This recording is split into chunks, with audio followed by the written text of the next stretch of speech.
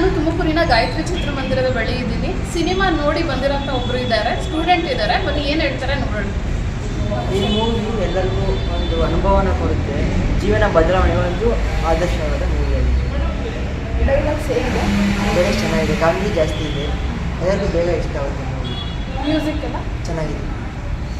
ಇದು ಹೊಸಬ್ರು ಪ್ರಯತ್ನ ಮಾಡಿರೋದು. ಟೀಮ್ಗೆ ಏನು ಹೇಳಕ್ಕೆ ಇಷ್ಟಪಡ್ತಾರೆ? ಡೈರೆಕ್ಷನ್ ಟೀಮ್ ಮೇಲೆ ಚೆನ್ನಾಗಿ ವರ್ಕ್ ಮಾಡಿದ್ದಾರೆ, ಧನ್ಯವಾದಗಳು ಹೇಳಕ್ಕೆ ಇಷ್ಟಪಡ್ತೀನಿ. ಇದು ಒಂದು ಒಳ್ಳೆ ಹಿಟ್ಟಾಗೋ ಮೂವಿ ಆಗಿದೆ. ಏನಾದರೂ ಬೋರ್ ಅನಿಸ್ತಾ ನಿಮಗೆ? ಇಲ್ಲ ಮೂವಿ ಚೆನ್ನಾಗಿದೆ, ಒಳ್ಳೆ ಕಾಮಿಡಿ ಆಗಿದೆ. ವೀಕ್ಷಕರ ಮತ್ತೊಬ್ಬರು ಇದ್ದಾರೆ, ಮಾತಾಡ್ಸೋಣ. ಮೇಡಮ್ ನಮಸ್ತೆ. ನನ್ನ ಹೆಸರು ಆಶಾ. ಸಿನಿಮಾ ನೋಡಿಲ್ಲ ಮೇಲೆ ಅನಿಸ್ತು?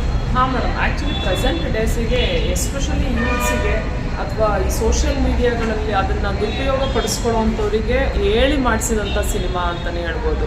ಯಾಕಂತಂದರೆ ಅವ್ರ ಭವಿಷ್ಯ ಮರೆತುಬಿಟ್ಟು ಯಾವುದೋ ದುಶ್ಚಟಗಳಿಗೆ ದಾಸರಾಗ್ತಾ ಇದ್ದಾರೆ.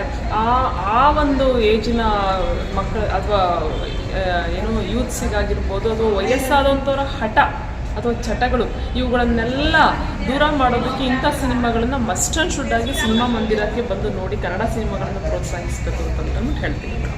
ಸಿನಿಮಾ ಯಾರು ಬೋರ್ ಅನಿಸ್ತಾ ನಿಮಗೆ? ಖಂಡಿತವಾಗಿಯೂ ಇಲ್ಲ. ಸೀನ್ ಟು ಸೀನ್ ತುಂಬ ಚೆನ್ನಾಗಿದೆ ಮತ್ತು ನೇಚರ್ ತುಂಬ ಚೆನ್ನಾಗಿದೆ. ಹಾಡುಗಳು ಇಷ್ಟ ಆಯಿತು, ಸರ್ ನಟನೆ ಎಲ್ಲವೂ ಇಷ್ಟ ಆಯಿತು. Thank you thank you.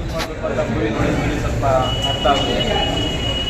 ಆಮೇಲೆ ಅದು ಇದ್ದಿದೆಯಲ್ಲ ಬ್ಯಾಂಕ್ ಮತ್ತು ಸಾಲ ಆಗಿಲ್ಲ ಎಲ್ಲ ಇದೆಯಲ್ಲ, ಅದ್ರ ಬಗ್ಗೆ ಅವರು ಒಂದು ಡೈಲಾಗ್ ಹೇಳಿದ್ರು ಅವರು, ಚೆನ್ನಾಗಿದೆ. ಅದೇನಂತಂದರೆ ನಾವು ಬರೀ 50,000 ಸಾಲ ಮಾಡಿದ್ರೆ ಇಲ್ಲಿ ಇರ್ತೀವಿ, ಕೋಟಿಗಟ್ಟಲೆ ಸಾಲ ಮಾಡಿದ್ರೆ ದೇಶ ಬಿಟ್ಟು ಹೋಗ್ತಾರೆ, ಅವ್ರ ಹತ್ರ ಏನು ಮಾಡ್ಕೊಳಕ್ಕಾಗಲ್ಲ, ಈ ನಮ್ಮ ಹತ್ರ ಬಂದು ಏನು ಮಾಡ್ಕೊತೀರಾ ಅಂತ ಹೇಳ್ತಾ ಇದ್ದು ಡೈಲಾಗ್ ತುಂಬ ಚೆನ್ನಾಗಿ ಇಷ್ಟ ಆಗಿದೆ. ಡೈಲಾಗ್ಸ್ಗಳು ತುಂಬ ಚೆನ್ನಾಗಿದೆ. ತುಂಬ ಚೆನ್ನಾಗಿದೆ. ಡೈರೆಕ್ಟರ್ ನೋಡ್ತಿರ್ತಾರೆ, ಏನು ಹೇಳಕ್ಕೆ ಇಷ್ಟಪಡ್ತೀರಾ ಅವ್ರಿಗೆ? ತುಂಬ ಚೆನ್ನಾಗಿದೆ ಮೂವಿ, ನೋಡ್ಬೋದು ಎಲ್ಲರೂ. ನೋಡ್ಬೋದು. Thank you.